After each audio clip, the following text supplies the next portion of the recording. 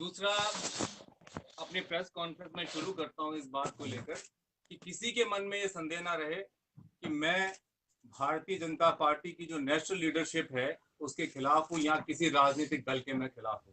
ऐसी कोई भावना, कोई मेरे अंदर ऐसा कोई माइंडसेट नहीं है कि मैं बीजेपी की नेशनल लीडरशिप के खिलाफ हूं।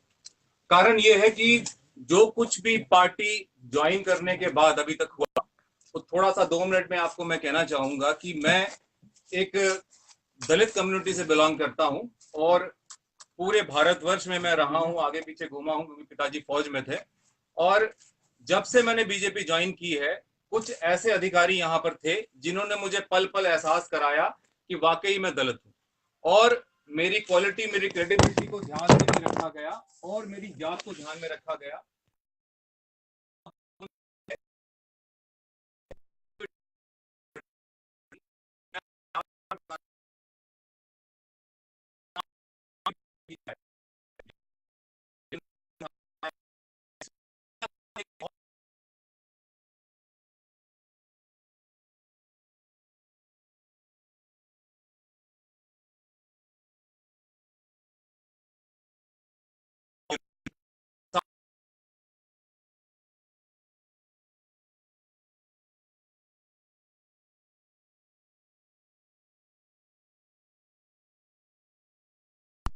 इन्होंने दी, लेकिन उस बनाया गया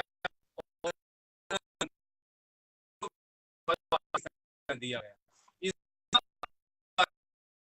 यहाँ पर एक दो लोग ऐसे हैं पार्टी संगठन में जो दलित विरोधी हैं, और मैं कहना चाहूंगा केवल दलित विरोधी की बात नहीं करूंगा, मैं चाहूंगा कि जो पार्टी में थोड़ा सा बोलता है, थोड़ा सच्चाई की बात करता है, क्योंकि फॉर्म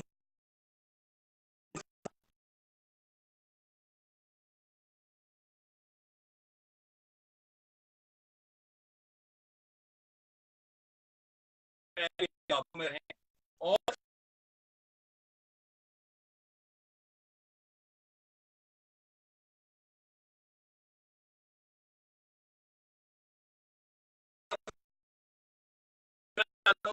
बीजेपी विधायक रहे हैं, कार्यकर्ता रहे हैं, उनको ये एहसास होगा कि माननीय लाल सिंह जी ने उनका सहयोग किसी भाजपा मंत्री ने नहीं किया। और केवल यही बात नहीं है, यहाँ पर जम्मू प्रदेश की जो लीडरशिप है वो अपने आप को खुदा समझने लगी थी।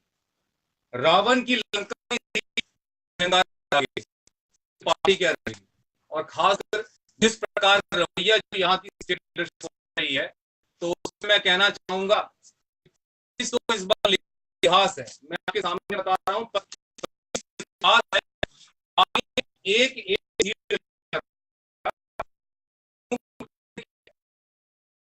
जिन मुद्दों पे चुनाव लड़ा गया वो थे प्रो जम्मू। हमारी चीजों से, क्योंकि लगातार होती थी, हर मीटिंग में आवाज उठानी, केवल मैं ही नहीं और भी कई ऐसे विधायक थे जो पार्टी के अंदर जनता की आवाज उठाते थे, तो उनको भी शायद ये लोग पसंद नहीं करते थे और इसी कारण हम लोग टारगेट पे रहते थे। भाई गगन भगत तो सुप्रीम कोर्ट गया और गवर्नर के फैसले के खिलाफ उसने रिट पिटीशन दायर की, मुझे ये कह के निकाल दिया पार्टी से। लेकिन बाकी जो विधायक हैं, जो एक्स एमएलए हैं, उनको क्या कह के निकालेंगे, उनको कैसे रिप्लेस करेंगे? और मैं आपको बताना चाहूंगा, इन्होंने 25 में से कम 20 विधायक चेंज कर दिए और जितना दोष है ये पार्टी संगठन का ना होकर, यहाँ की प्रदेश लीडरशिप का ना होकर ये विधायकों को डालेंगे। मैं कहूंगा एक लक्ष्मण रेखा है, एक लक्ष्मण रेखा है जो यहाँ के प्रदेश महामंत्री संगठन अशोक कौल जी ने खींची हुई है। जितने भी भाजपा में काम होते हैं, खर्चे से लेकर मंत्री बनाने तक, वो अशोक कौल जी की मर्जी से होते हैं। इसका एक उदाहरण मैं बताना चाहता हूं कि 2 एमएलसी जो अशोक कौल जी ने अपनी बिरादरी से बनाए हैं, उनका कोई भी राजनीतिक बैकग्राउंड नहीं है, इन्होंने थोपे हैं, वो एमएलसी इन्होंने थोपे हैं और अपनी मर्जी से बनाए हैं, ये सब जानते हैं।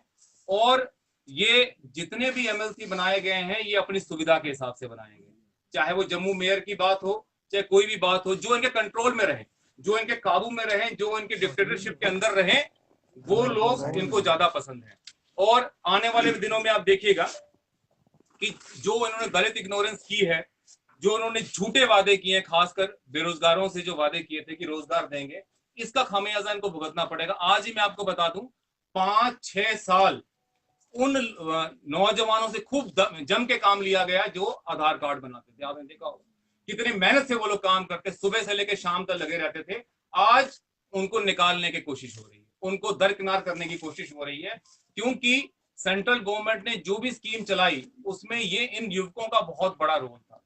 चाहे वो आधार कार्ड से हो, चाहे कितनी भी योजना हो, चाहे पेंशन योजना हो, चाहे जनधन योजना हो, चाहे अभी जो स्वास्थ्य योजना है, चाहे वो हेल्थ इंश्योरेंस है, इन लोगों की बहुत बड़ी एक भूमिका थी। लेकिन इन 1200 लोगों को भी निकालने का प्रयास हो रहा है। आशा वर्कर, आंगनवाड़ी वर्कर जो कोर्ट में मुलाजिम लगे हैं, कुछ ऐसे ही, उनको भी इस बात का भरोसा दिलाया गया कि इनको रेगुलराइज करेंगे, लेकिन ऐसा भी कुछ नहीं हुआ। किसान, क्योंकि मैं एक ऐसी जगह से आता हूं जहां पर पाकिस्तान का बॉर्डर पास है, और इनको वादा किया गया था कि बॉर्डर रेसिडेंट को कुछ ना कुछ दिया जाएगा। 5 मरला प्लॉट हो गया, लेकिन कुछ नहीं मिला, कुछ भी नहीं इनको मिला, सिवाय आश्वासन के और बाबा जी के ठुल्लू के। इन 2 चीजों के अलावा इनको कुछ नहीं मिला। और आप देखेंगे बॉर्डर पे हालात कैसे हैं, कोई मुआवजा नहीं मिला, कोई कुछ नहीं मिला। बॉर्डर के जो रेजिडेंट हैं वो इतने परेशान हैं, इतनी तंग हालातों में हैं, माइंस लगी हुई हैं, कोई जमीन का मुआवजा नहीं है, जितने जानवर मरे हैं उस से पैसे नहीं मिले इनको। और चुनाव के पहले कहा गया था कि पाकिस्तान को मुंह तोड़ जवाब देंगे। भाई मुंह तोड़ जवाब तो नहीं, कम से कम अपने उन लोगों को तो बचाओ जो पाकिस्तान की गोलाबारी के आगे रहते हैं वहां पर। लेकिन इनके पास कोई पॉलिसी नहीं। वेस्ट पाकिस्तानी रिफ्यूजी जो उनका मसला सॉल्व नहीं किया गया, क्योंकि इसका भी एक क्लियर कट रीजन मैं आपको बता दूं, क्योंकि वेस्ट पाकिस्तानी जो रिफ्यूजी हैं 90% उसमें शेड्यूल कास्ट और ओबीसी, इस कारण इनको तवज्जो नहीं दी गई। अगर ये वेस्ट पाकिस्तान रिफ्यूजी जो हैं शेड्यूल कास्ट और ओबीसी नहीं होते तो शायद इनका मसला किसी तरीके से ये सॉल्व करते। इन्होंने कहा इग्नोर कर दीजिए, इनके वोट तो हम लोग ले लेंगे, क्योंकि ये लोग दलित समुदाय को बहुत लाइटली लेते हैं और कहते हैं कि वोट आते हैं, गरीब लोग हैं, अनपढ़ लोग हैं, इनके वोट तो कंबलों से, आटे से, पैसे से, शराब से खरीद लेंगे। और इस प्रकार की राजनीति जो है ये इनके माइंड में है। मैं आपको बता दूं कि इस बार मुझे नहीं लगता कि जो विधानसभा है भी ये लोग चूज करें। मुझे पता रोटेशन इन्होंने करनी है, क्योंकि इन्होंने अपने तरीके से राजनीति करनी है, रोटेशन भी करना है, लेकिन कोई भी समुदाय जो है इनके हिसाब से नहीं चलेगा। और खास तौर पर यहाँ की जो लोकल लीडरशिप है, जो स्टेट लीडरशिप है, ये जिम्मेदार है। ज्यादा यहाँ कर कुछ लोग ऐसे थे, इतने ज्यादा एरोगेंट हो गए कि हम ऐसे इंसान हैं जिस चीज पे हाथ रख ले उस पे सोना होती है। अगर कोई बंदा काबिल भी है, अगर इनका सर्टिफिकेट नहीं लगे साथ में तो बंदा नाकाबिल हो जाता है। कौन लोग? और ऐसे लोग जो हैं वो मैं चाहता हूं कि कम से कम मीडिया के सामने एक्सपोज हों। और खास तौर पे मैं हर 8-10 दिन में, मैंने कल ही कहा है, आशीष भाई को कहा था मैंने, हर हफ्ते जो स्टेट भाजपा के ऐसे लोग हैं जो अंदर इनकी राजनीति है, हर हफ्ते एक बंदे को मैं एक्सपोज करूंगा। और जो बातें होंगी वो तथ्य के हिसाब से होंगी, हवाई बातें नहीं होंगी जैसे ये लोग करते हैं। मैं तथ्य के हिसाब से हर एक बंदे को हर 10 दिन में एक्सपोज करूंगा। और मैं आपको बताना चाहता हूं कि पहला नंबर जो है वो माननीय अशोक कौल जी का है। अशोक कौल जी को आने वाले 10 दिन के अंदर मैं एक्सपोज करूंगा। और जो इन्होंने कर्म कांड किए हुए हैं, जो इन्होंने कांड किए हुए हैं, वो सारे कांड मीडिया के सामने रखूंगा।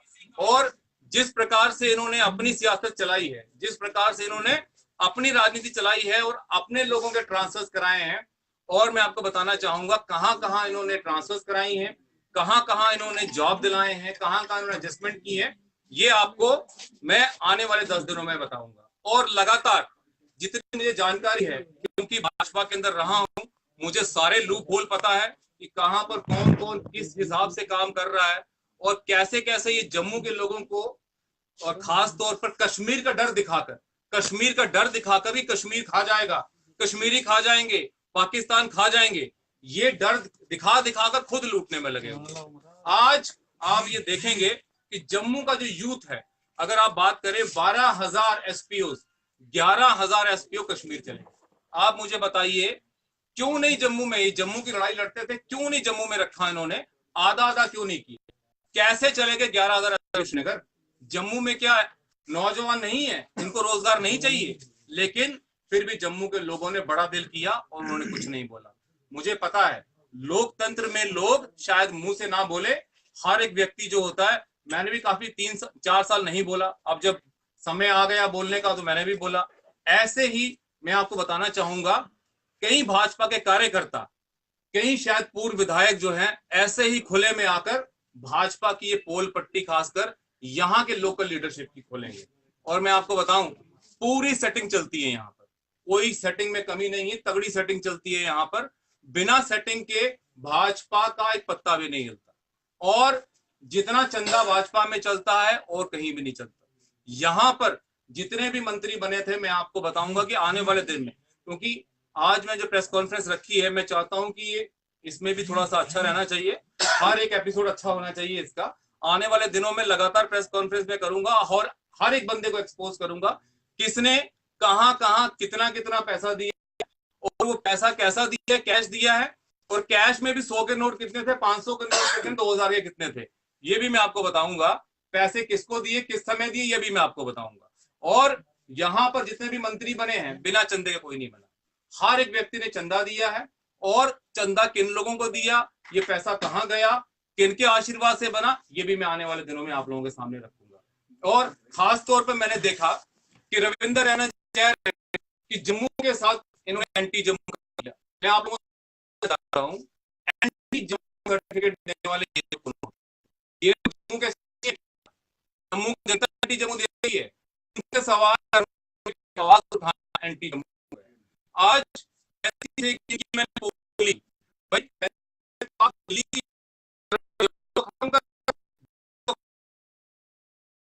जो व्यापार है, जम्मू का जो रोजगार है, जो जम्मू की जमीनें हैं, ये आप बाहरी लोगों के लिए खोल रहे हैं। पहले ही जम्मू में रोजगार नहीं है, आप डराते हो कि जम्मू की नौकरियां कश्मीरी खा रहे हैं। एक बार 35 से तोड़ दोगे आप तो सारी नौकरियां तो बाहर वाले खा जाएंगे। हमारे जम्मू के नौजवानों को क्या मिलेगा? डोगरों की हाइट छोटी होती है, 5 फुट 6 इंच 8 इंच। जब कल को पंजाबी जाट आके यहाँ पर लेंगे, रोजगार लेंगे, तो क्या करेंगे ये लोग? कहाँ जाएंगे? जमीनें नहीं है, जमीनें यहाँ पर आकर वो लोग खरीद लेंगे, कश्मीर कोई नहीं जाएगा। ये बातों को जब मैंने पार्टी संगठन में उठाया तो उन्होंने कहा चुप करो, हमें केवल दिल्ली की चापलूसी करनी है, दिल्ली वालों को खुश रखना है, जम्मू से कोई मतलब नहीं। दिल्ली वालों को खुश रखेंगे, एमएलसी भी बनेंगे, मंत्री भी बनेंगे, और सब कुछ रहेगा। और मुझे कल ही इस चीज का तोहफा मिलना शुरू हो गया। मेरी गाड़ी कल खड़ी थी, इन्होंने चालान कर दिया कि भाई गाड़ी जो गलत जगह खड़ी है। मैंने फोटो रखी, मैं आपको दिखाऊंगा कि जो मेरी गाड़ी खड़ी थी उसके आगे बड़ी गाड़ियां खड़ी थी, लेकिन गाड़ी का चालान किसका होता है? गगन भगत का, जो बीजेपी के खिलाफ बोल रहा है। मेरी सारी सिक्योरिटी उठा ली गई, घर में जितने भी थे पुलिस में सिक्योरिटी वाले होते हैं उन सबको उठा लिया। ये प्रेशर टैक्टिक इस्तेमाल कर रहे हैं। आप मुझे बताइए मेरे पास ऐसा क्या है जो मेरे पे प्रेशर इस्तेमाल कर रहे हैं, मेरे को नेगोशिएट कर रहे हैं? मैं आपको बताऊं, जब मैंने ऑनरेबल सुप्रीम कोर्ट में केस किया था, मैं आपको तथ्यों के साथ बताऊंगा कि मेरे साथ कितनी नेगोशिएशन हुई। व्हाट्सएप मैसेज दिखाऊंगा मैं आपको। उन्होंने कहा साइन मत करना वकालतनामा। उन्होंने कहा, किन्होंने? जो इनका ग्रुप था, उन्होंने कहा अपनी जो पिटीशन है वापस लीजिए। जब कुछ भी नहीं चला, इन्होंने खुद मैनेज किया। और मुझे कोई इसका मलाल नहीं है कि सुप्रीम कोर्ट ने उस पिटीशन का क्या किया। I don't want to comment in that, क्योंकि सबसे ज्यादा रिप्यूटेड बॉडी है और हम सभी को संविधान की इज्जत करनी चाहिए। मैं उस पर कोई प्रक्रिया नहीं करूंगा, अपनी प्रतिक्रिया नहीं दूंगा। और मैं कहना चाहता हूं कि यहां पर they are using pressure tactics. जो भी बंदा, जो भी कार्यकर्ता, जो भी विधायक है, जो भी नेता इन लोगों के खिलाफ बोलता है, खासकर इनके जो हिटलरशिप है, इनकी डिक्टेटरशिप इनके खिलाफ बोलता है, उस पर ये प्रेशर टैक्टिक्स करते हैं। वैसे ही लाल सिंह जी ने इनकी बात नहीं सुनी, वो भी अपने तरीके से चले और जम्मू के लोगों की उन्होंने बात सुनी, और आज उनको भी साइडलाइन कर ये सोचते हैं कि जो बंदा इनके काबू में नहीं रहता है उसको साइडलाइन कर दीजिए। और आज मैं कहना चाहता हूं कि जो रविंदर रैना है, अशोक कोल है, जम्मू के मालिक नहीं। जनता जो है इनको अपनी जगह पे रखना जानती है।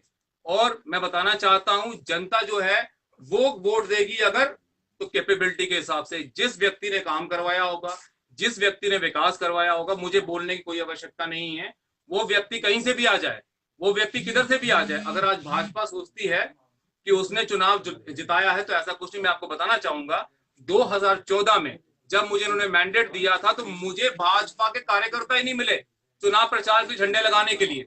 मैंने अपने कार्यकर्ता खड़े जिन दिनों करना होता है उस दिन में जोड़ रखा जाता और होना था। अगर भाजपा उन कार्यकर्ताओं के हिसाब से चलता, लेकिन मैं चुप नहीं बैठा, थे तो मैं अपनी सीट निकाली, वरना मेरा हाल भी अश्विनी जी की तरह होता। आज मैं हार कर बैठा होता। और मैं बताना चाहूंगा आने वाले दिनों में भी अगर जनता वोट देगी, व्यक्ति को, पार्टी को नहीं दिखेगा। यहाँ पर कोई भी जम्मू का बंदा पार्टी तो व्यक्ति जनता का आवाज देगा, विकास करने का, सच बोलेगा, झूठ नहीं बोलेगा और राजनीति में सेवा करने के लिए जनता के। मैं कहूंगा मीडिया अपना बहुत अच्छा काम कर रही है, बहुत ईमानदारी से काम कर रही है और मीडिया का भी बहुत बड़ा रोल होगा आने वाले खासकर चुनावों में, क्योंकि ये जो चुनाव आने वाले हैं, खासकर लोकसभा के चुनाव आने वाले हैं, मीडिया ने अपने हिसाब से जनता को दिखाना है क्या हो रहा है। और मुझे लगता है अगर आज राज्यपाल महोदय कोई काम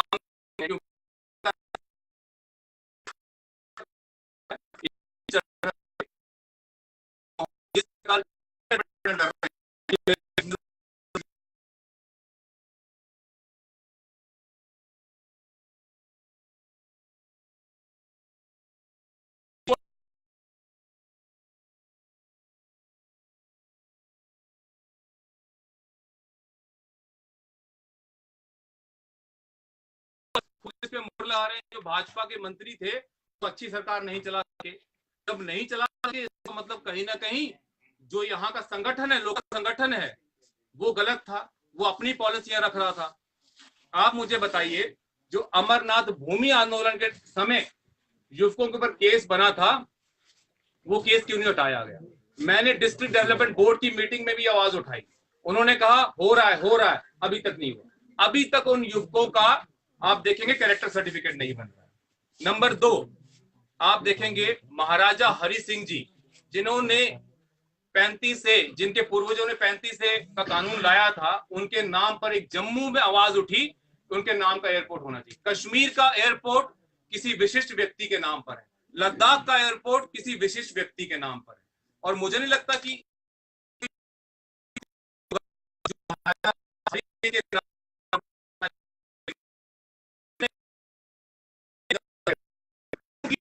यहां पर जो उप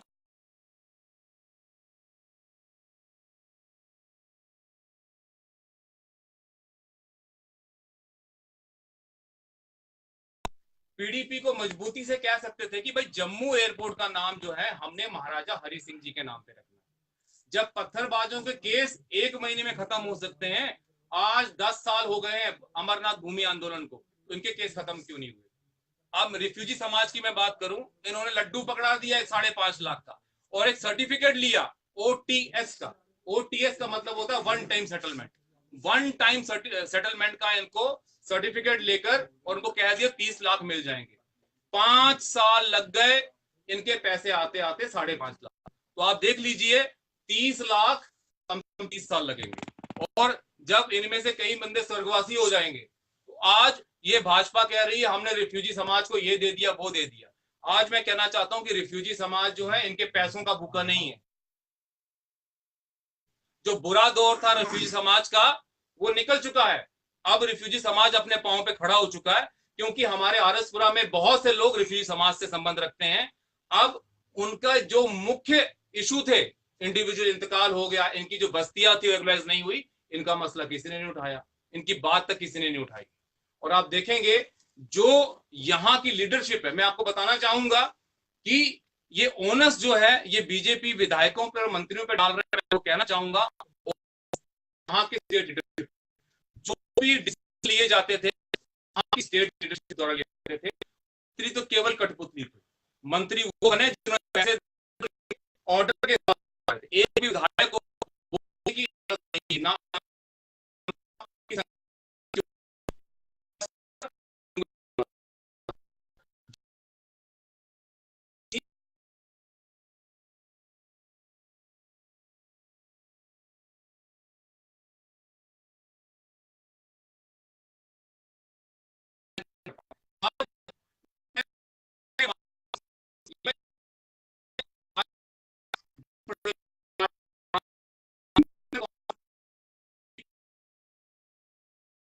मुख्यमंत्री घोषित कर दिया है। अगर प्रदेश भाजपा में दम है, अगर प्रदेश भाजपा ने अपनी मां का दूध पिया है, ये भी सीएम कैंडिडेट और फिर असेंबली इलेक्शन में जाए। मैं देखूंगा सीएम कैंडिडेट घोषणा के बाद कितने विधायक,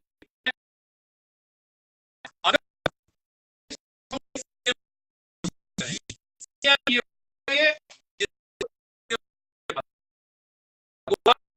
और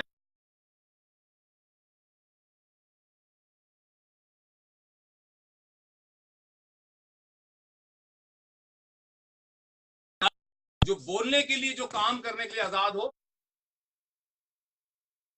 ऐसा व्यक्ति चाहिए। और ऐसा व्यक्ति जनता तय करेगी। अगर ये लोग सीएम कैंडिडेट घोषित करेंगे तो मैं आपको बता रहा हूं, खुद देख लीजिएगा, अगर सीएम कैंडिडेट घोषित करेंगे तो इनको 10 सीटें भी नहीं मिलेंगी, 5-6 सीटों में सिमट के रह जाएंगे। ये पॉलिसी के तहत अपना सीएम कैंडिडेट घोषित नहीं करेंगे। और आप खुल के, मैं इनके खिलाफ बोल रहा हूं, क्यों बोल रहा हूं?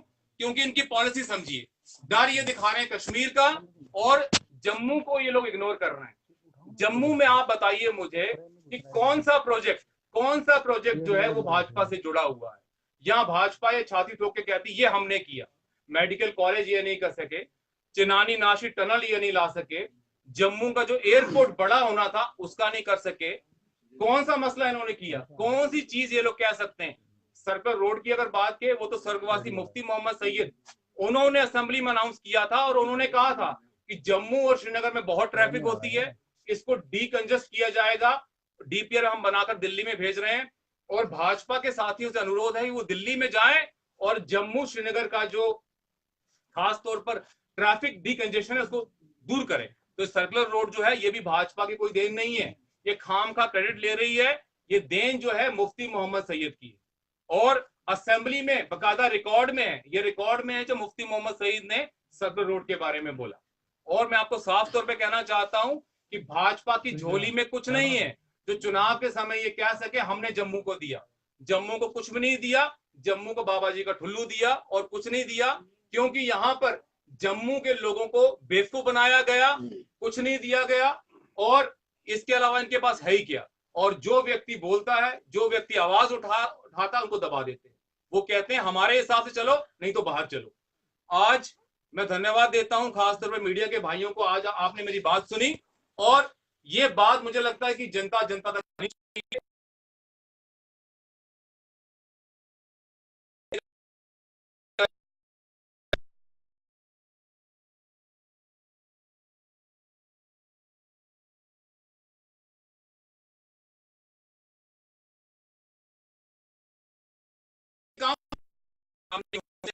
कम से कम किसी का ताल नहीं, कम से कम होना चाहिए। और कश्मीर और कश्मीरियों को दुश्मन नहीं, हमें कश्मीर चाहिए।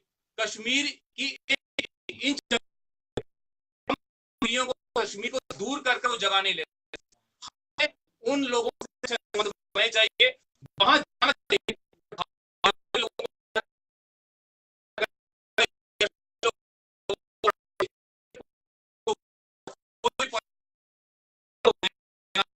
और कश्मीरी समझदार हूं मैं, प्यार नहीं है। आप देखेंगे जो कश्मीर में नौजवान है बहुत उठा रहा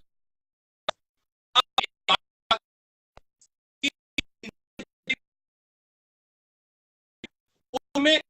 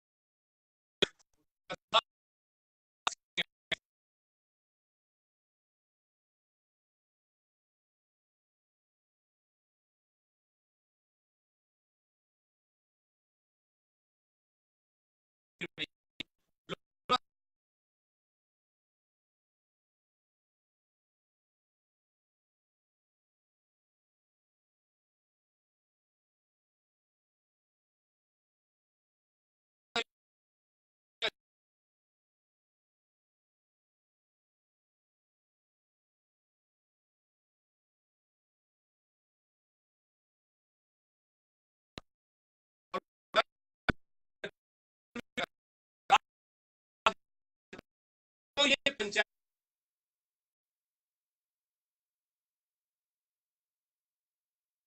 इलेक्शन और म्यूनसिपल इस प्रकार देंगे आप